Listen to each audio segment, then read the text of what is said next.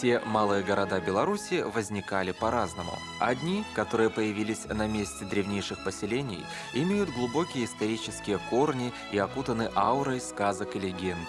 Другие возникли случайно, и история их начинается достаточно незамысловато.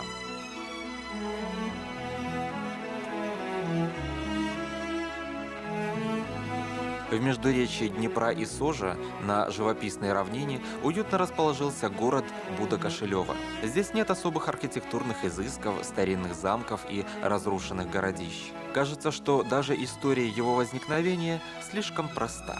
Но это лишь на первый взгляд. Говорят, этот город появился случайно, когда в 1873 году в километре от деревни Кошелева, где находилось волостное управление, проложили Либаво-Роменскую железную дорогу, которая способствовала развитию лесной промышленности, деревообработки и ткачеству. Вот тогда на карте появилась станция, а возле железной дороги будка-сторожовка, в которой варили смолу. Вот так незамысловато название соседней деревни получило новую приставку – Буда. До 1861 года деревня Буда-Кошелева входила в состав Кошелевской волости Рогачевского уезда.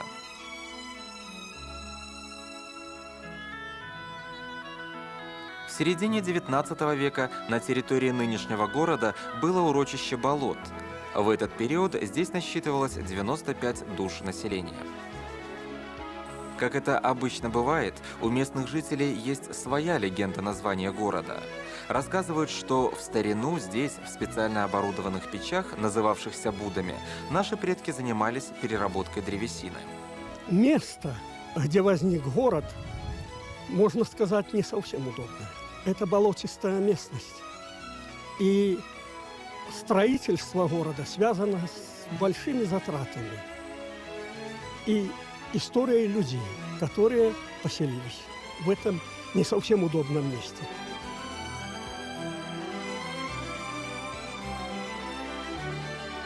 Вполне возможно, что именно строительство станции в этих местах стало началом появления нового города, история которого насчитывает вот уже 130 лет. В конце XIX века в Буда-Кошелеве насчитывалось 63 дома, 487 жителей, располагались школа, ветряк, лесопильный завод, лавки. Позже было открыто народное училище. В современном городе проживает более 10 тысяч жителей. Правда, статус города Буда-Кошелева официально получил лишь в 1971 году. До этого местечко называлось городским поселком.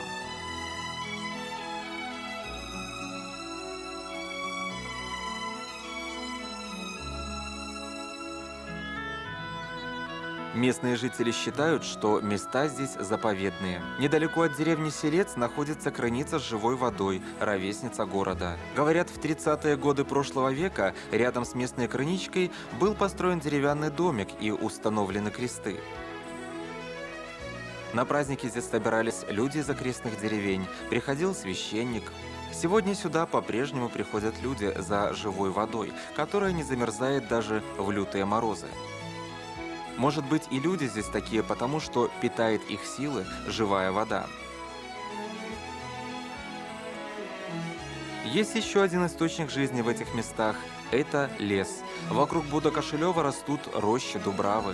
Когда-то они были очень известны в Западной Европе. В начале 20 века образцы местного дуба даже экспонировались на Всемирной выставке в Париже.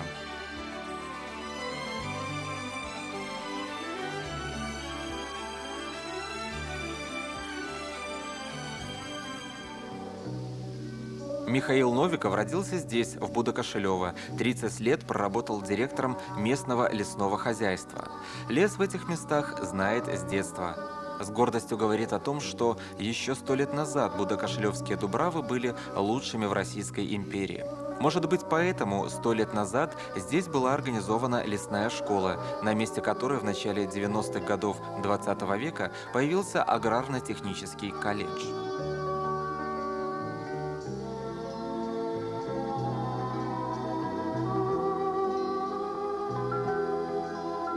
Вот уже 52 года местный поэт Михаил Новиков пишет стихи о родных дубравах, реках, посвящая свои творения родному городу. Радостно и ново мне всегда с тобой. Буда Кошелева, город мой родной, радостно и ново, мне с тобой всегда. Буда Кошелева, ты моя судьба. Ты еще так молод, как ни погляди, у нас с тобою город, невзгоды позади. В будущее смело мы глядим с тобой, и мечтою светлой мы живем одной.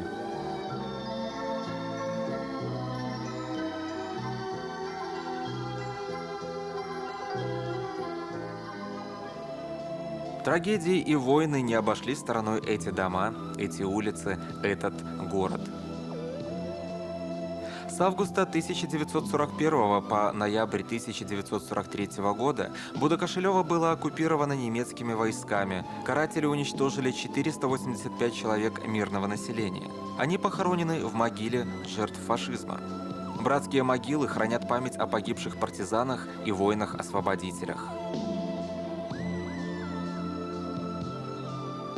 О жертвах другой войны, которая прогремела в чужой стране, далеко от этих мест, сегодня напоминает мемориал, который появился в Буда Кошелева одним из первых в Беларуси.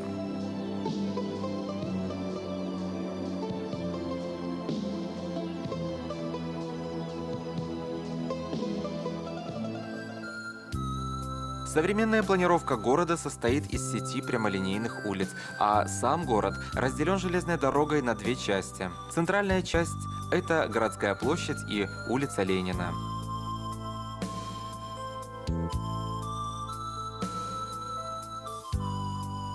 Застроенную часть города представляют двух- и пятиэтажные жилые дома. Однако отличительной чертой этого города являются деревянные застройки.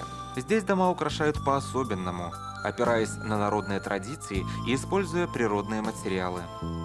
Этот дом – предмет гордости всего города. Второго такого дома не встретишь нигде. Его хозяин, Борис Яковлевич Адашкевич, однажды позавидовал мастеру и решил, во что бы то ни стало, жить в настоящей усадьбе. Правда, воплощать свою идею пришлось почти 30 лет.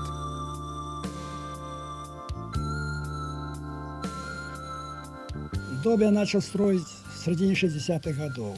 В 70-х годах уже закончил дом, то я решил его украсить. Ну, а так как я не знал, как это делать, а любил это дело, потому что видел, как у людей красивые наличники были, домовороты. И мне это нравилось, и думал, какие-то люди одаренные. А потом стал пробовать сам. Стало получаться, я увлекся. Резьба, которой украшен этот дом, характерная черта архитектуры всего города. Так украшали свои дома раскольники-староверы, переехавшие в эти места из России еще в начале прошлого века.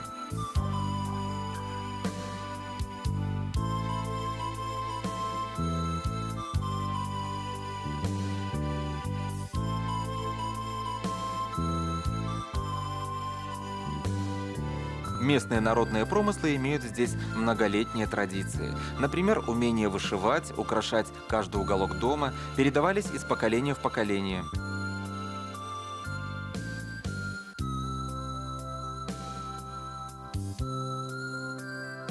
Еще 100 лет назад дома в Буда Кошелева украшали вот такими яркими цветами и узорами.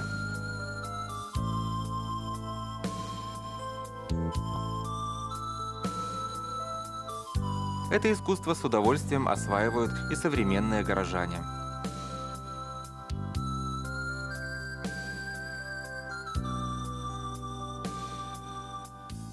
Мама моя занималась тоже рукоделием, вышивала, и ее мама вышивала, ткали, прали. Все это я помню, все знаю. Но вышивать вот из детства, ну, я помню, с 12 лет я начала понемножку. А сейчас уже привыкла. И мне это очень нравится. Я люблю, кому зайду в дом, очень люблю посмотреть. И сама, сколько не вышиваю, все равно хочется вышивать. Вот уже сейчас на пенсии, а все равно хочется. Хочется и детям, чтобы осталось что-то в памяти.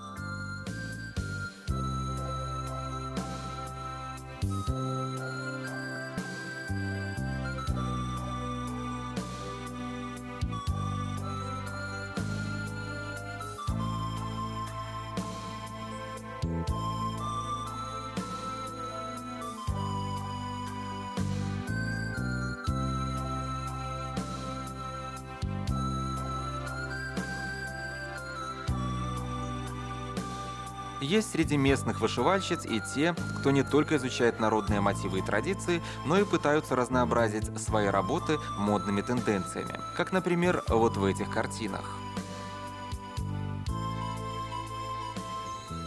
Вышивать я научилась от мамы. Сначала вышивали по-народному, наволочки, рубашки вышивали. А потом, после, я стала вышивать по-современному. Стала вышивать картины крестом, гладью.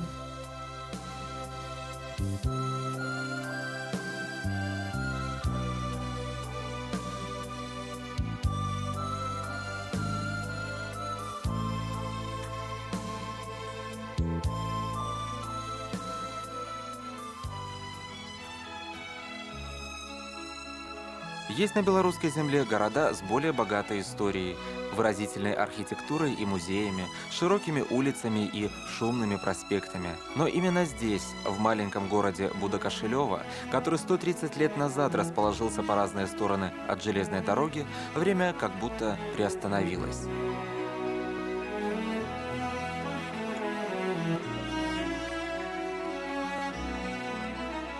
Здесь жизнь идет тихо, мирно, своим чередом. И лишь проезжающие мимо поезда напоминают о далеких странах и больших городах.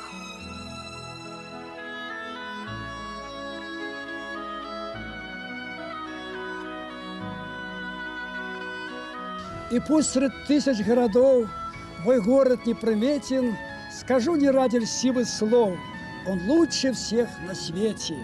Мой милый край, мой уголок, к тебе любовь сыновья. Люблю тебя, мой городок, мой Буда Кошелев.